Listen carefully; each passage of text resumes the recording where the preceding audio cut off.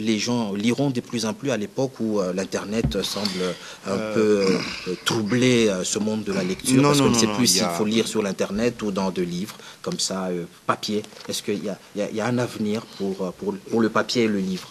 Pour répondre à cette question, il faut rappeler qu'il y a ce qu'on appelle la généalogie des médias. C'est-à-dire les médias sont divers, il y a une panoplie de médias.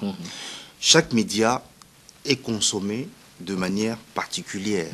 Chaque média s'adapte à un message particulier.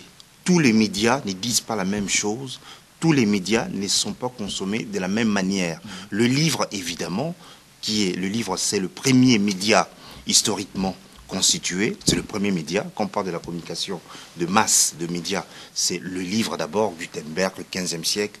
Je ne vais pas ennuyer les gens ici. Donc, le premier média, le livre, c'est un média élitiste. C'est comme ça. C'est comme les intellectuels. Les gens disent, ah, Bino, ben, intellectuel, ben, logique, non, mais oui, on est logique parce que notre métier, c'est d'être logique. Je suis professeur d'université, je ne suis pas musicien. Le musicien, il a une fonction sociale précise. Le professeur d'université a une fonction sociale précise. Le journaliste aussi. Le maître d'école. Donc voilà. Donc les médias, c'est la même chose. Le livre, c'est un outil élitiste. Il y a des messages que vous ne pouvez pas dire sur CD, que vous ne pouvez pas dire dans un journal, dont le message est fugace. Il y a des messages que vous ne pouvez pas dire à la télévision, qui est plus l'émotion.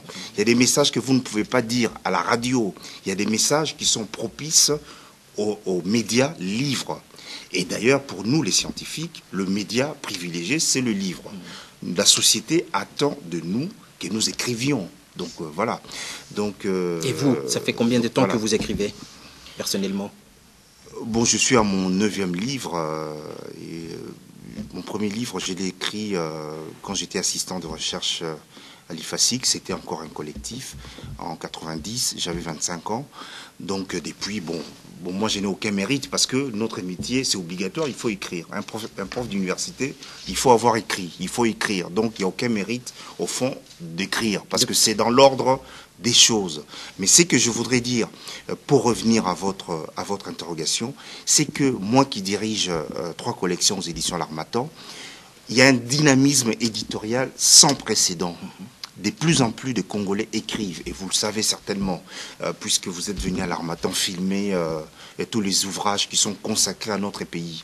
Donc il y a des choses qui bougent, il y a beaucoup d'intellectuels qui écrivent, évidemment, leurs messages sont par définition élitistes. Nous ne sommes pas des musiciens, il ne faut pas vous attendre à me voir dans un bar, faire ce que les musiciens font. Ce n'est pas mon métier. Moi, mon métier, c'est les amphis, c'est la réflexion, c'est d'écrire, c'est comme ça.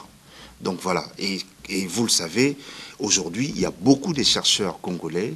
Quand vous allez au Canada, sur 10 enseignants noirs, 5 sont au moins congolais.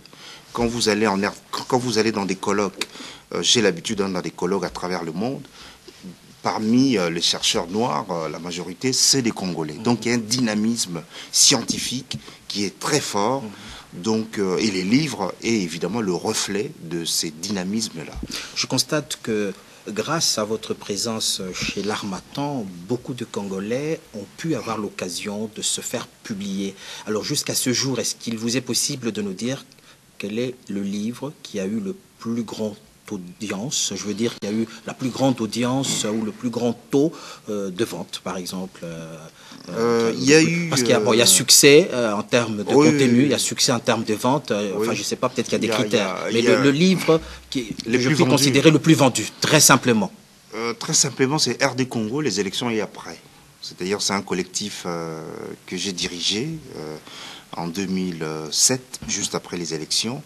Il y avait dans ces collectifs des professeurs d'université, notamment Mabia Moulumba, Bakandeja, Ngal, qui a enseigné à la Sorbonne, Isidore Ndaïwel, donc des pointures scientifiques intéressantes de notre pays.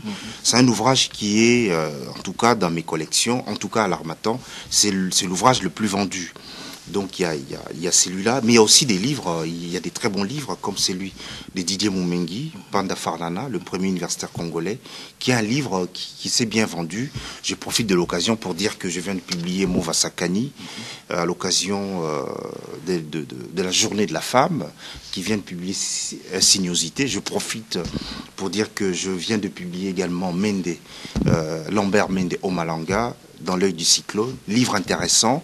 Voilà un politique, un intellectuel qui revient sur les années de rébellion, où il prend sa plume avec courage, il dit voilà, nous avons fait la rébellion, voilà pourquoi, voilà ce qui s'est passé, voilà mes vérités sur les faits politiques de ces dernières années. Et il a publié ses livres dans la collection que je dirige qui s'appelle Compte rendu, où, avec courage politique, il dit des choses. C'est ça qu'on attend de l'intellectuel. C'est de dire des choses qui sont importantes pour la marche de la nation. Est-ce qu'il y a d'autres conditions pour bénéficier de ce privilège que nous avons, nous, de la diaspora congolaise, d'avoir un fils de notre pays chez l'Harmattan? Je le disais, troisième plus grande édition européenne. Quelles sont les conditions principales qu'il faut remplir pour se faire publier? Un bon texte, c'est tout.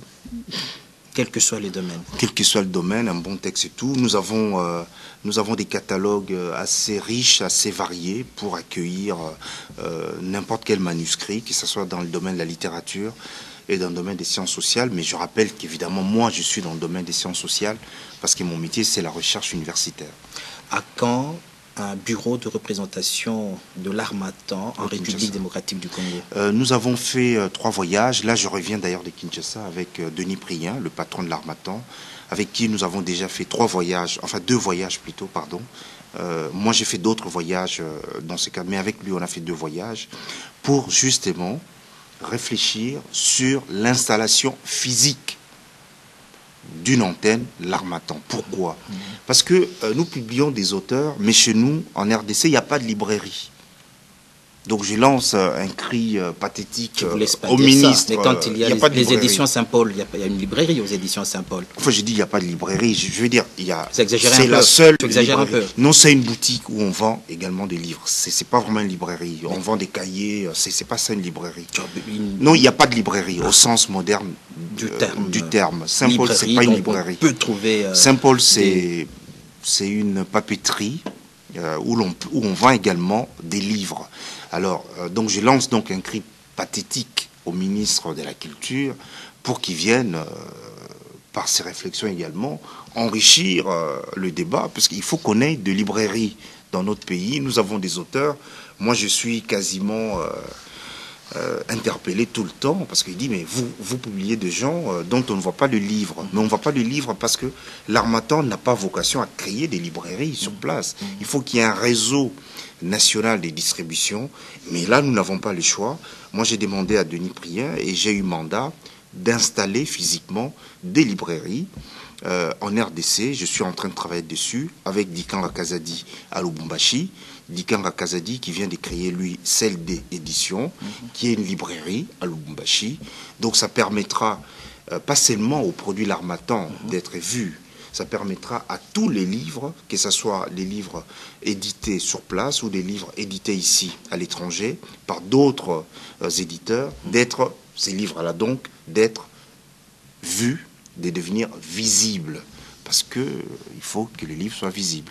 2 questions sous forme d'indiscrétion avant de te laisser partir. Tu es un homme décidément très très occupé. Là, tu vas prendre ton avion pour aller enseigner dans un pays africain. Ça sera d'ailleurs au pays du Pharaon. Le temps de te laisser préparer tes valises. Je voudrais savoir comment tu t'organises, professeur Edith Amboué, marié, père de famille, bon, entre tous ces professeurs que tu dois rencontrer, habitant en France, Kinshasa, comment tu t'organises, si cette indiscrétion peut passer? Oh, c'est difficile, mais c'est le temps, c'est beaucoup de temps, c'est le travail tout le temps. Mais je crois que je n'ai aucun mérite. Nous sommes dans une société speed, pour reprendre un mot à la mode. Nous sommes dans une société de plus en plus rapide. D'ailleurs, c'était prévu par les sociologues. Tout va vite aujourd'hui, un peu comme les TGV. Donc même vous, hein, tout va vite, donc il faut faire vite, il faut marcher, il faut courir, voilà, c'est la vie. La dernière petite indiscrétion, dans tout ce travail que tu fais, tu veux assurer la visibilité des écrivains, de personnalités, tu réfléchis, tu enseignes, mais